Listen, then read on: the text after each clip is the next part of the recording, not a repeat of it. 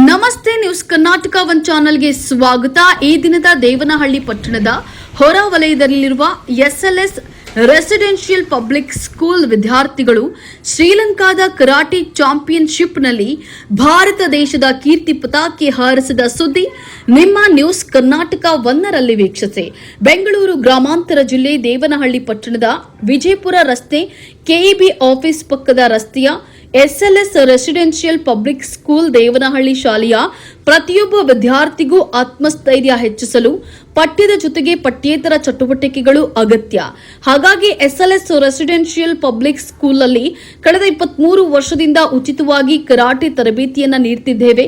ಅದರ ಪ್ರತಿಫಲವಾಗಿ SLS residential public school ವಿದ್ಯಾರ್ಥಿ ರವಿ ಶ್ರೀಲಂಕಾದ ಕರಾಟೆ ಚಾಂಪಿಯನ್ಶಿಪ್ನಲ್ಲಿ ಭಾರತ ದೇಶದ ಕೀರ್ತಿಯ ಪತಾಕೆಯನ್ನು ಹಾರಿಸಿದ್ದಾರೆ ಎಂದು ಎಸ್ಎಲ್ಎಸ್ ರೆಸಿಡೆನ್ಷಿಯಲ್ ಪಬ್ಲಿಕ್ ಸ್ಕೂಲ್ ಸಂಸ್ಥಾಪಕ ಕಾರ್ಯದರ್ಶಿ ಧನಂಜಯ್ ಹೇಳಿದ್ದಾರೆ.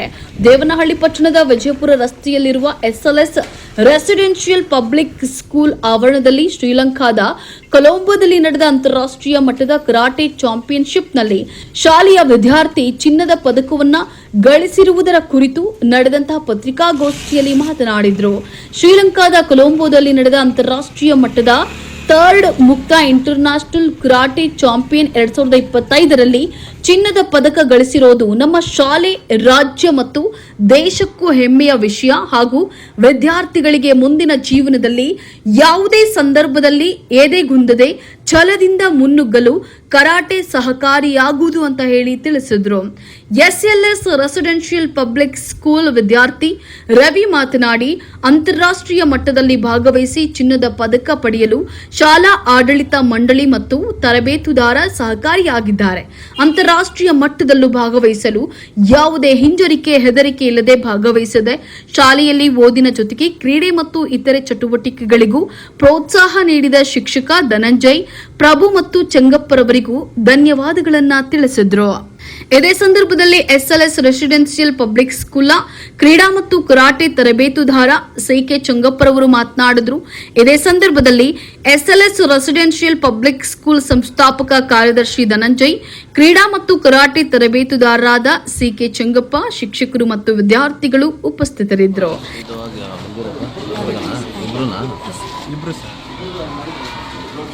ಸ್ಟೇಟ್ ಲೆವೆಲ್ ರಘುರಾಮ್ ಸಿಕೆ ನಿಮಿಷ ಹೇಳಪ್ಪ ಇಬ್ಬರದ್ದು ಹೆಸರು. ರಘುರಾಮ್ ಸಿಕೆ ರವಿ.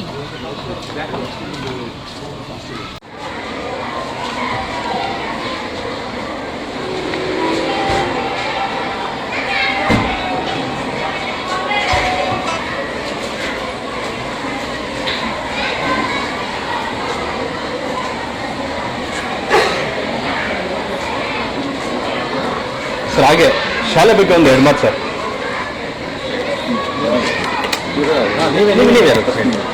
ಶಾಲೆ ಬಗ್ಗೆ ಹೇಳಿ, ನಿಮ್ಗೆ ಬೈಕ್ ಆಮೇಲೆ ತಗೋದು. ಶಾಲೆ ಬಗ್ಗೆ ಒಂದು 2 ಮಾತು.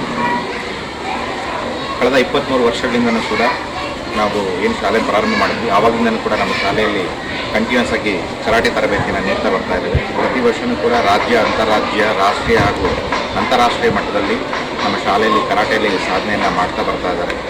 ನಮ್ಮ ಶಾಲೆ ಕೇವಲ ಪಠ್ಯ ಮಾತ್ರವಲ್ಲದೆ ಪಠ್ಯೇತರ ಚಟುವಟಿಕೆಗಳಲ್ಲೂ ಕೂಡ ಪ್ರತಿಯೊಂದರಲ್ಲೂ ಕೂಡ ಮುಂಚೂಣಿಯಲ್ಲಿದೆ.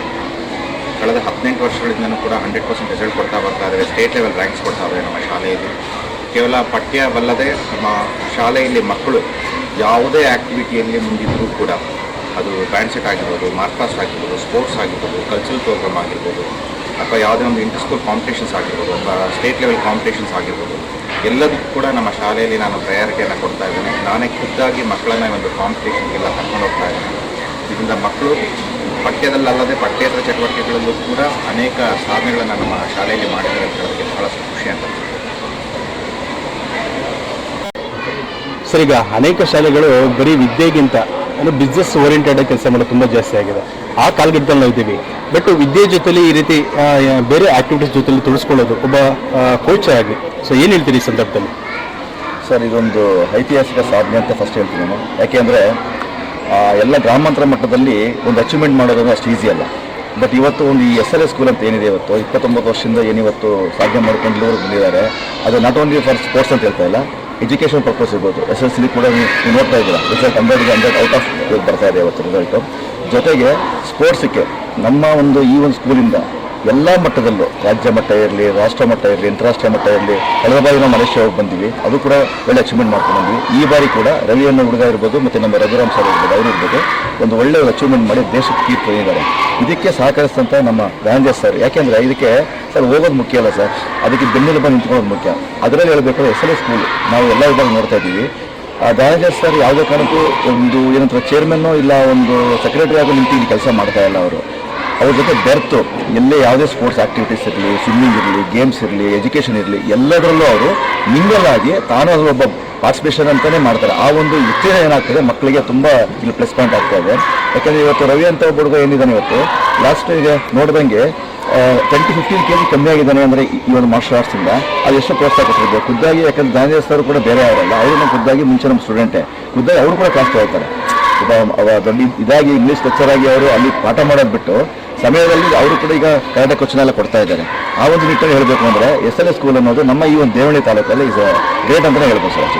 ಸರ್ ಈಗ ಪರಿಸ್ಥಿತಿ ಆಗಿದೆ ಅಂದರೆ ಸಮಾಜ ಪರಿಸ್ಥಿತಿ, ಇಷ್ಟು ಚಿಕ್ಕ ವಯಸ್ಸಿಗೆ ಬೇರೆ ಆದಿ ತುಳಿಯುವಂಥದ್ದು, ಕೆಟ್ಟ ಅಭ್ಯಾಸಕ್ಕೆ ಒಳಗಾಗುವಂಥದ್ದು ಎಷ್ಟಾಗ್ತಾ ಇದೆ. ಇಂಥ ಹುಡುಗರನ್ನು ನೋಡ್ಕೊಂಡು ಸಮಾಜ ಅಥವಾ ಈ ಹುಡುಗರು ಏನು ಕಲಿಬೇಕಂತ ವ್ಯಕ್ತಪಡಿಸ್ತೀವಿ ಸರ್. ಮುಖ್ಯವಾಗಿ ಹೇಳಬೇಕು ಅಂದರೆ ಎಜುಕೇಷನ್ನೇ ಎಲ್ಲದಕ್ಕೂ ಅಲ್ಲ ಸರ್. ಅಂದರೆ ನಾವು ಓದಿದ್ರೇ, ಪಾಠ ಕೇಳಿದ್ರೇ, ರ್ಯಾಂಕ್ ಬಂದ್ರೇ ನಮಗೆ ಜಾಬ್ ಸಿಗುತ್ತೆ, ಸಂಬಳ ತೊಗೊತೀವಿ ನಾವು, ಅದು ಶುದ್ಧ ಸುಳ್ಳು ಸರ್. ಅವರ ಫೀಲ್ಡಲ್ಲಿ ಏನು ಇಂಟ್ರೆಸ್ಟ್ ಇದೆಯೋ ಅದನ್ನು ತಂದೆ ತಾಯಿಗಳು ಪ್ರೋತ್ಸಾಹ ಕೊಟ್ಟರೆ, ಈಗ ಧನಂಜಯ ಸರ್ ಏನು ಮಾಡ್ತಾಯಿದ್ದಾರೆ, ಎಜುಕೇಷನ್ ಇಲ್ಲದಿರೋದ್ರಲ್ಲಿ ಏನು ಮಾಡ್ತಾ ಇದ್ದಾರೆ, ಅಲ್ಲಿ ಎಲ್ಲಿ ತೆಗಿಬೇಕು ಅಂತ ಅವ್ರನ್ನ ಖುದ್ದಾಗಿ ರಾತ್ರಿ ಎಲ್ಲ ಇಲ್ಲಿ ಪಾಠ ಮಾಡ್ತಾರೆ. ನೀವೆಲ್ಲೂ ನೋಡಿಲ್ಲ ಯಾವ ಸ್ಕೂಲಲ್ಲೂ ಕೂಡ ನೈಟೆಲ್ಲ ಪಾಠ ಮಾಡಿ, ಬೆಳಗ್ಗೆಲ್ಲ ಪಾಠ ಮಾಡಿ. ಮತ್ತು ಶೈಲಾ ಮೇಡಮ್ ಅಷ್ಟೇ, ಇಬ್ಬರು ಕೂಡ ತುಂಬ ಹಾರ್ಡ್ ವರ್ಕ್ ಮಾಡ್ತಾ ಇದ್ದಾರೆ. ಇಂಥ ಒಂದು ನಿಟ್ಟಿನಲ್ಲಿ ಏನು ಮಾಡಬೇಕು ಅಂದಾಗ ಸರ್ ಪ್ರೋತ್ಸಾಹ ಕೊಡಿ, ಮತ್ತೆ ಅವ್ರು ಏನಾಗ್ತಾರೆ ಅದನ್ನ ಆಗಲಿ ಸರ್. ಅವರು ಬೇರೆ ಅಂತ ಹೇಳ್ತಾರಲ್ವ, ಅದೇ ರೀತಿ ಕರಾಟೆ ಅಂತ ಬಂದಾಗ ಮನೋಸ್ಥೈರ್ಯ ಅಂತ ಬರುತ್ತೆ, ಮನೋಬಲ ಬರುತ್ತೆ. ನಾನು ಸೋಲ್ತೀನಿ ಅನ್ನೋ ಮಟ್ಟದಲ್ಲಿ ಕೂಡ ಗೆಲ್ತೀನಿ ಅನ್ನೋ ಒಂದು ಛಲ ಬರುತ್ತೆ ಸರ್. ಆ ಒಂದು ನಿಟ್ಟಿನಲ್ಲಿ ಕರಾಟೆ ಅಭ್ಯಾಸ ಅನ್ನೋದು ಈ ಒಂದು ಜನರೇಷನಲ್ಲಿ ನೋಡ್ತೀವಿ ನಾವು. ಕೆಲವೊಂದು ಬೇರೆ ಕೆಲವು ಚಟಗಳಿಗೆಲ್ಲ ಹ್ಯಾಬಿಟ್ ಆಗಿ ಅಪ್ಪ ಅಮ್ಮ ಮಾತು ಕೇಳದೇ ಇರ್ಬೋದು, ಸ್ಕೂಲ್ ಬರದೇ ಇರ್ಬೋದು, ತುಂಬ ಇದೆ. ಇಂಥ ಒಂದು ನಿಟ್ಟಿನಲ್ಲಿ ಈ ಥರ ಒಂದು ಮಾರ್ಷಲ್ ಆರ್ಟ್ಸ್ ಅಂತ ಕರಾಟೆ ಅಂತ ನಾವು ಏನು ಜಾಯಿನ್ ಮಾಡ್ತೀರಾ ಅಲ್ಲಿ ಒಂದು ಮನೋಬಲ ಮನಸ್ಸಲ್ಲಿ ತುಂಬೋದು ಸರ್. CK ಚೆನ್ನಪ್ಪ ಅಂತ, Akhila Karnataka sports karate joint secretary ಮತ್ತು ಇಂಡಿಯಾ ಡೆಪ್ಯೂಟಿ ಪ್ರೆಸಿಡೆಂಟ್ ಸರ್. ಸುಮಾರು 35 ವರ್ಷದಿಂದ ನಾನು ಕರಾಟೆ ಫೀಲ್ಡಲ್ಲಿ ಪ್ರಾಕ್ಟೀಸ್ ಮಾಡ್ತೇನೆ sir. Thank you sir. Thank you. News Karnataka 1 ಸಂಪಾದಕ ಬೆಂಗಳೂರು ಗ್ರಾಮಾಂತರ ಜಿಲ್ಲಾ ವರದಿ ಸೀತಾರಾಮ್.